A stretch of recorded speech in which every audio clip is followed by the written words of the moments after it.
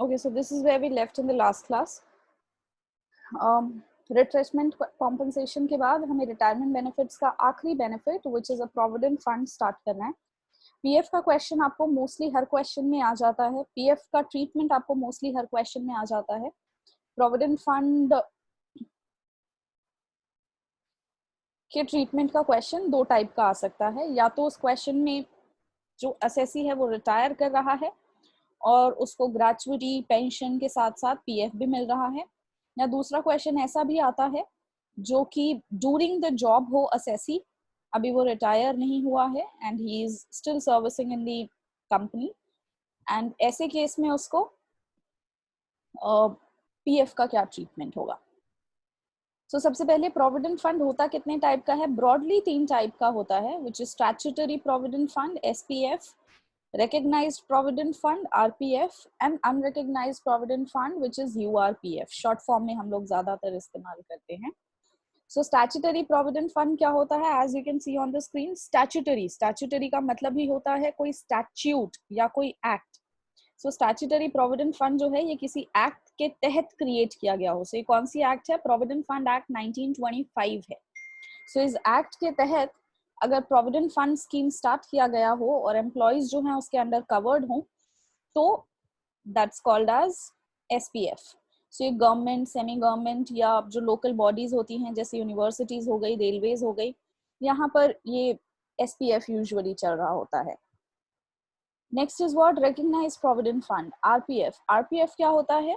ये किसी स्टैट्यूट के तहत, यानी कि जैसे कि पिछला एसपीएफ था 1925 प्रोविडेंट फंड एक्ट के तहत, तो वैसे ये किसी स्टैट्यूट के तहत तो नहीं क्रिएट किया गया है, बट ये रिकग्नाइज्ड है. रिकग्नाइज्ड है यानी मान्य है ना. सो ये कहाँ से मान्य होता है? ये recognised by the commissioner of income tax होता है. और रिकग्नाइज्ड प्रोविडेंट फंड जो है ये कुछ ऐसी कंपनीज हैं जहां पर ये फंड चल रहा होता है या सेटअप किया गया होता है, जो कि employees provident fund and miscellaneous provisions act 1952 के तहत रिकग्नाइज किया गया हो. आप लोगों ने अगेन अगर इंडस्ट्रियल लॉ कभी पढ़ा है तो आपने ये एक्ट जरूर पढ़ा होगा, employees provident fund and miscellaneous provisions act 1952. Next is the URPF, unrecognised provident fund. URPF क्या होता है? ऐसे कंपनीज में जहां पीएफ तो मिल रहा होता है बट वो कट के एक ऐसे अकाउंट में जा रहा होता है जो अकाउंट अनरिकग्नाइज्ड है. अनरिकग्नाइज्ड है मतलब रिकग्निशन के लिए या तो उन्होंने अप्लाई नहीं करा है, और अगर अप्लाई करा था तो वो रिजेक्ट हो गई है. रिकग्नाइज्ड प्रोविडेंट फंड या अनरिकग्नाइज्ड प्रोविडेंट फंड जो है ये कहाँ पे रन कर रहा होता है? ये रन कर रहा होता है मोस्टली प्राइवेट कंपनीज में. ठीक है, आई होप आपको कॉन्सेप्ट समझ में आ गया हो. मैं फिर से बता देती हूँ. पीएफ प्रोविडेंट फंड का मतलब क्या होता है? प्रोविडेंट फंड का मतलब होता है एक एम्प्लॉई जब अपनी सर्विसेज दे रहा है किसी भी कंपनी में तो हर महीने की उसकी सैलरी का कुछ पोर्शन, कुछ परसेंटेज कट कर एक ऐसे अकाउंट में चला जाता है, जिस अकाउंट को कहा जाता है प्रोविडेंट फंड. एक ऐसे अकाउंट में चला जाता है जिसमें हर महीने एक पोर्शन कट कट के जमा हो रहा है, और वो पैसा आपको कब मिलता है? आपको मिलता है व्हेन यू रिटायर. ठीक है, अब इस अकाउंट में पैसे कौन डाल रहा होता है? इस अकाउंट में आपकी सैलरी का एक प्रोपोर्शन तो कट के जा ही रहा होता है, बट जितना हिस्सा अपनी सैलरी से आप काट के इसमें डाल रहे होते हैं उतना ही हिस्सा एम्प्लॉयर भी आपके नाम पे हर महीने सेम इक्वल अमाउंट कंट्रीब्यूट कर रहा होता है आपके पीएफ में. ठीक है, ये पीएफ मैच्योर कब होता है? ये पीएफ मैच्योर होता है on the date of retirement. So जब लोग रिटायर करते हैं तो जैसे उनको मान लो 20 लाख रुपए मिले, आपने सुना होगा कि फलाने दादाजी रिटायर किए थे तो उनको 20 लाख रुपए मिले थे.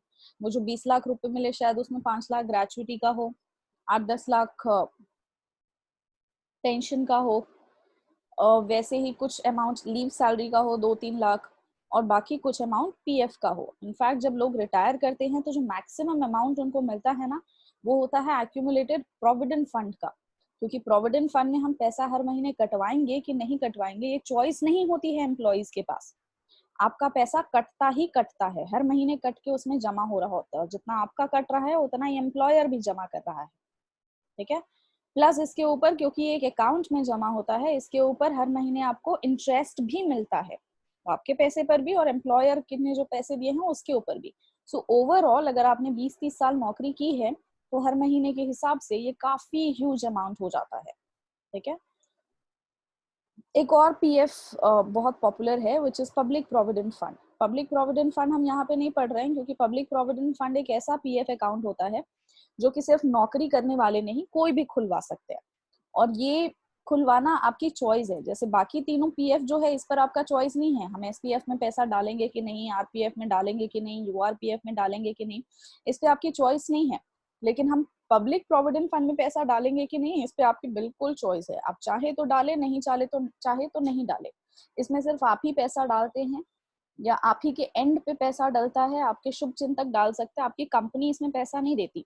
सो पीपीएफ जो है वो एक तरह का सेविंग अकाउंट है जो कहाँ ओपन होता है, सिर्फ दो जगह ओपन होता है, एक तो एसबीआई में और दूसरा पोस्ट ऑफिस में। सो आप लोग भी अगर चाहो तो अपने नाम का पीपीएफ अकाउंट खुलवा सकते हैं, शायद बहुत सारे लोगों का रन भी कर रहा होगा।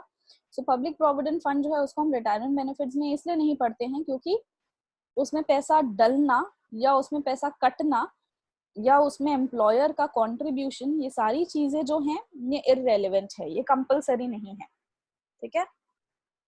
नेक्स्ट,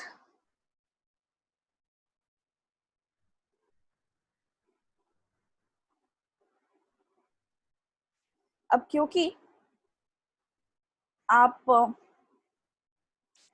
तीनों टाइप ऑफ प्रोविडेंट फंड देख चुके हो, और मैंने आपको बताया था कि प्रोविडेंट फंड के ऊपर जो क्वेश्चंस होता है वो दो टाइप से आ सकता है। एक तो तब जब एम्प्लॉय जो है, जो असेसी है, वो स्टिल इन द जॉब है, और दूसरा तब जब उसका रिटायरमेंट हो चुका है। तो इसलिए यहाँ पर दो टॉप टैब्स हैं, during the job and on retirement. So during the job, अगर मेरा एसपीएफ, अगर मेरा टाइप ऑफ पीएफ जो है वो क्या है, स्टैट्यूटरी प्रोविडेंट फंड, जो प्रोविडेंट फंड एक्ट 1925 के तहत एस्टैब्लिश किया गया हो, तो उसमें जो एम्प्लॉयज कॉन्ट्रीब्यूशन है। अच्छा, इससे पहले कि मैं आपको ये सब एक्सप्लेन करूं, मैं आपको ब्रॉडली बता देती हूँ कि यहाँ पर टैब्स हम क्या क्या पढ़ने जा रहे हैं। एम्प्लॉयज कॉन्ट्रीब्यूशन, एम्प्लॉयज कॉन्ट्रीब्यूशन का मतलब हर महीने आपके सैलरी से जो अमाउंट कट के जा रहा है, ये अमाउंट जो होता है अमूमन 12% होता है, ठीक है। हर महीने आपकी सैलरी से जो 12% कट के ऑटोमेटिकली चला जा रहा है, मतलब वो आपके हाथ भी नहीं लगा, पहले ही कट के निकल लिया। एम्प्लॉयर्स कॉन्ट्रीब्यूशन, अगर आप 12% कॉन्ट्रीब्यूट कर रहे हैं तो आपका एम्प्लॉयर भी 12% कॉन्ट्रीब्यूट कर रहा होगा, और ये भी कब करता है, मंथली बेसिस पे ये भी कॉन्ट्रीब्यूट करता है। Next, interest on both.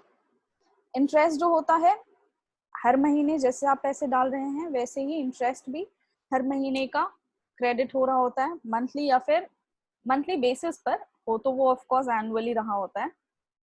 Payments from the fund, payments from the fund कब होता है, जब आप रिटायर कर रहे हैं तभी वो पैसा जो है आपको पेमेंट मिलेगा उसका, या वो मैच्योर होगा। अब इससे पहले कि मैं ये आपको इसके अंदर का सारा रूल समझाऊं, मैं आपको एक चीज रिमाइंड करना चाहूंगी कि जो रूल ऑफ टैक्सेशन था सैलरी में वो क्या था, on the basis of due और received whichever is earlier. कब पैसा जो है वो टैक्सेबल होता था, ड्यू और received whichever is earlier. अब हम देखते हैं एम्प्लॉयज कॉन्ट्रीब्यूशन। एम्प्लॉयज कॉन्ट्रीब्यूशन जो होता है ना, ये ग्रॉस सैलरी का ही हिस्सा होता है। एम्प्लॉयज कॉन्ट्रीब्यूशन जो है ये आपके बेसिक में या ग्रॉस में इंक्लूडेड होता है, ठीक है। अगर मेरी एम्प्लॉयज कॉन्ट्रीब्यूशन जो हर महीने की कट के जा रही है, क्योंकि वो बेसिक में इंक्लूडेड है, इसलिए ये ड्यू पहले है या रिसीव्ड पहले है, इसको हम किस बेसिस पे करेंगे, ये ड्यू जो है या रिसीव्ड जो है मुझे मंथली बेसिस पर हो रहा है ना, इसलिए ये हमेशा टैक्सेबल होता है। एम्प्लॉयज कॉन्ट्रीब्यूशन के नीचे देखो, एसपीएफ है तो भी टैक्सेबल है, यूआरपीएफ है तो भी टैक्सेबल है, और नेक्स्ट स्लाइड में जाकर देखते हैं अगर आरपीएफ है तो भी टैक्सेबल है। क्यों टैक्सेबल है, क्योंकि एम्प्लॉयज कॉन्ट्रीब्यूशन जो है वो ऑलरेडी इंक्लूडेड होता है मेरे बेसिक में या मेरे ग्रॉस में। तो क्योंकि ये ड्यू भी हो गया है और रिसीव भी हो गया है, इसलिए ये साथ के साथ टैक्सेबल होता है, ठीक है।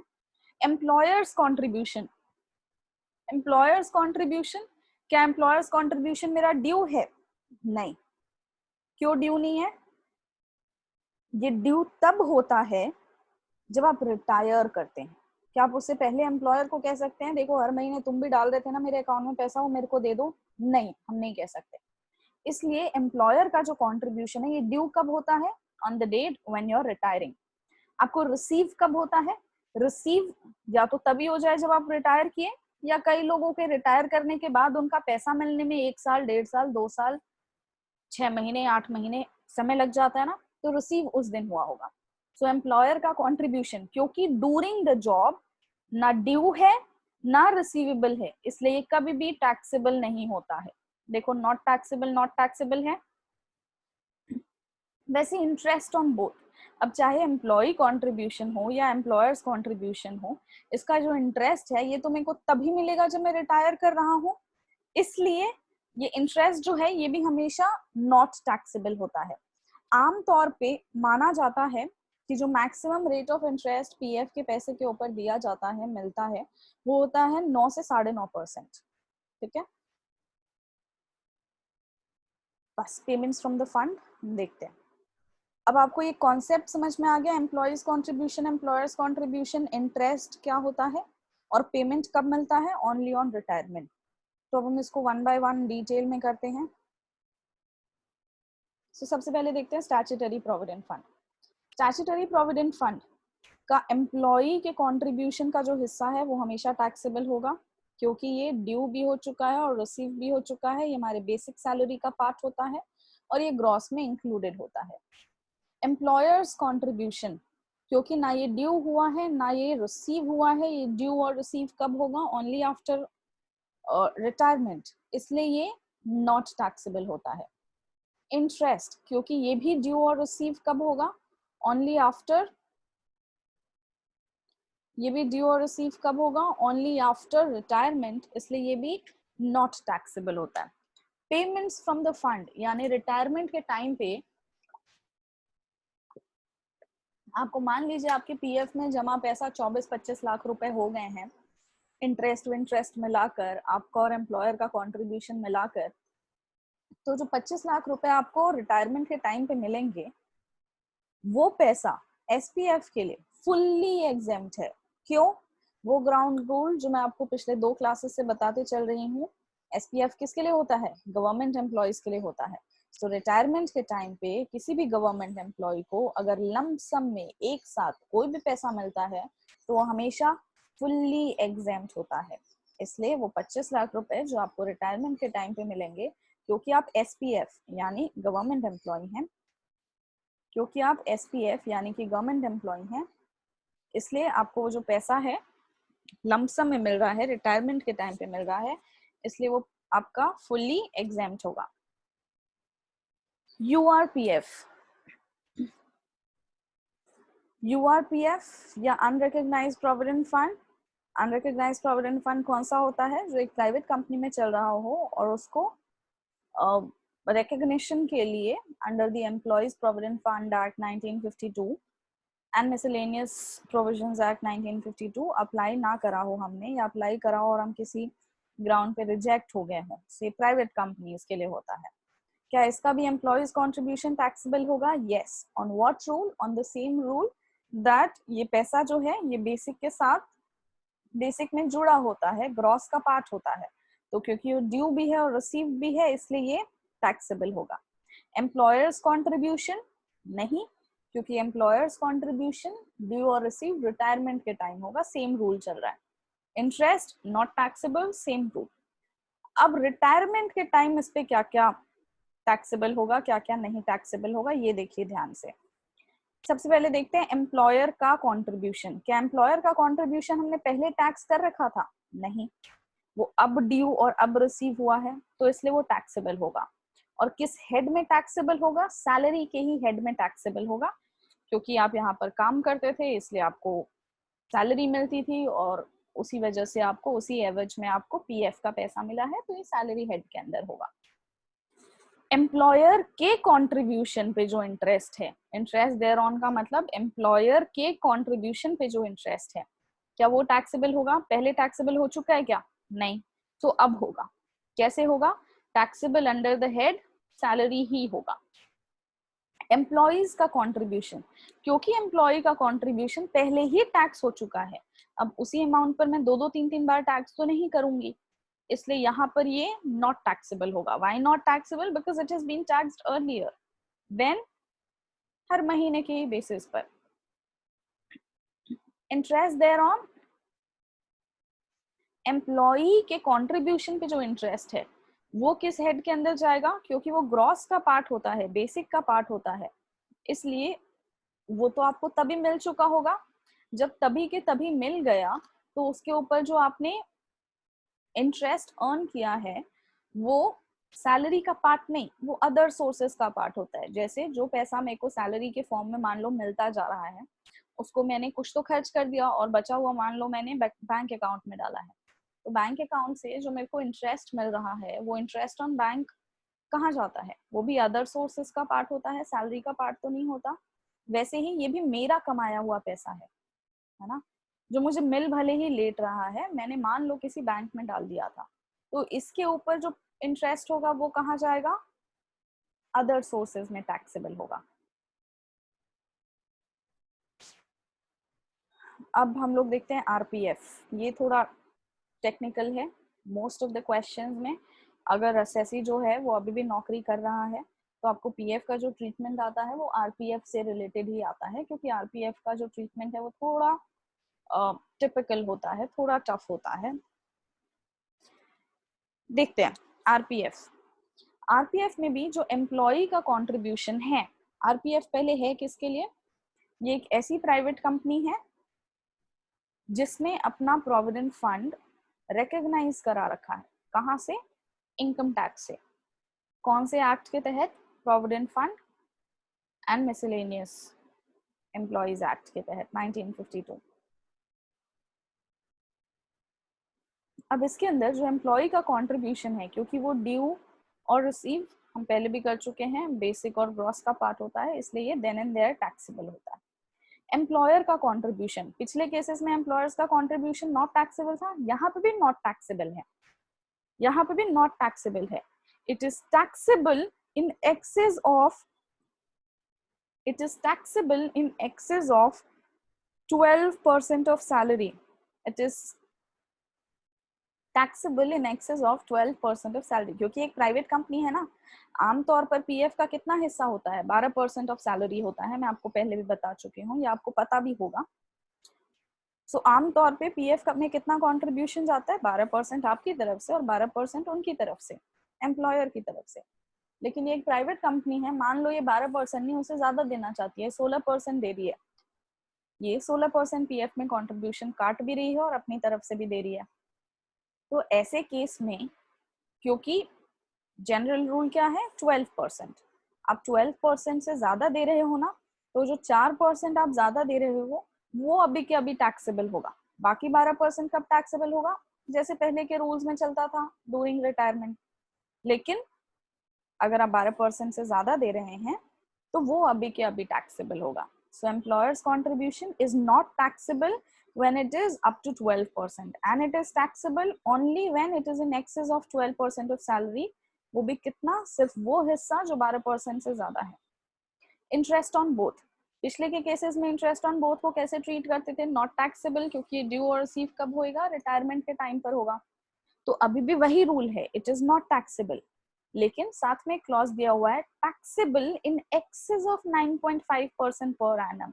ये सिर्फ और सिर्फ तभी टैक्सेबल होगा अगर आप जो इंटरेस्ट भी दे रहे हो ना वो 9.5% से ज्यादा दे रहे हो, और तब टैक्सेबल भी होगा। तो कितना टैक्सेबल होगा? सिर्फ वो हिस्सा जो 9.5 से ज्यादा है। मतलब आप पीएफ पर इंटरेस्ट दे रहे हो, मान लीजिए 12% या 11%, और आमतौर पर पीएफ पर क्या इंटरेस्ट मिलता है? 9.5%।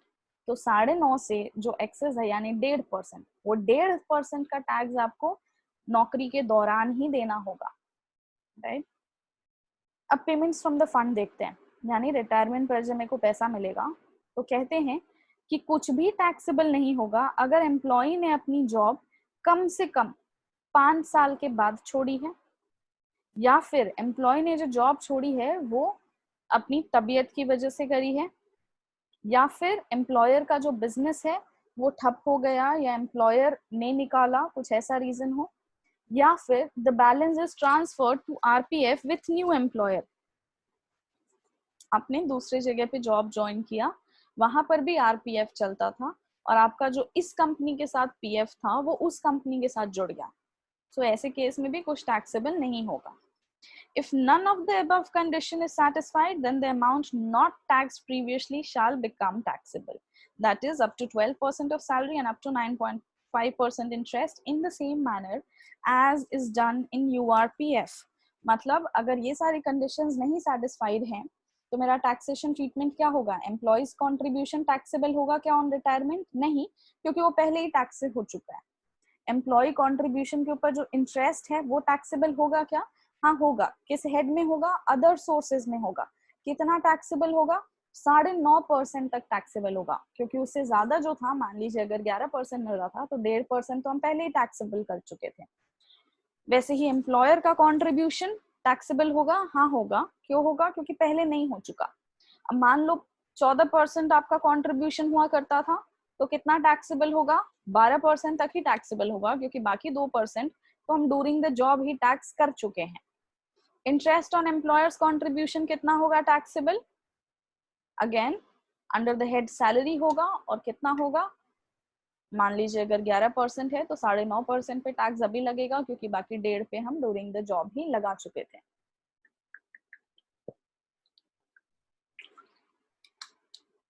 ज्यादा टिपिकल यहाँ पर बस आरपीएफ का ट्रीटमेंट है, बाकी सारी चीजें आप अपनी समझ से लिख सकते हो. आपको ना बस थोड़ा सोचना पड़ेगा कि ड्यू और रिसीव दोनों में से कुछ है क्या. ठीक है, अगर हाँ तो टैक्सेबल राइट नाउ, नहीं तो टैक्सेबल व्हेन ड्यू और when received. So I think इसको रटने की जरूरत नहीं पड़ती है, आप सोच समझ के खुद से ये रूल्स ध्यान में रख के दिमाग में, and then you can remember these during solving a problem.